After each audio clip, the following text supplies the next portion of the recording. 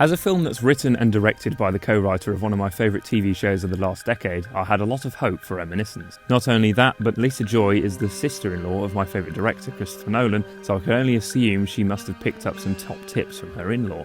The trailer only strengthened my anticipation. There was a cool sci-fi premise involving memories, an interesting mystery story, and the mighty Hugh Jackman. This film had everything going for it, but sadly it just didn't quite reach my expectations. It's not bad by any stretch, but there's a lot of issues with this film that stop it being anywhere near close to something akin to a Christopher Nolan film. Instead, Reminiscence comes off as someone trying their hardest to copy Nolan without understanding what makes his films great. The detective mystery that was promised is indeed present. The story takes you on some good twists and turns, and is all told through the narration of Hugh Jackman's Nick Bannister. This narration is clearly meant to evoke memories of film noir, with a downbeat, trench-coated, chain-smoking detective in black and white, but it comes off more as the writer not having enough trust in the audience to know what's going on and to hold their hand through the plot. This is the very opposite of Show Don't Tell. The same quality of writing is present throughout the script. There's a lot of really bad dialogue littered throughout the film, and you can tell the actors are struggling to get good performances out of the words they've been given. If anything, Reminiscence shows that Jonathan Nolan is the writer who's mostly responsible for the dialogue of Westworld, as this script sounds nothing like an episode of the show.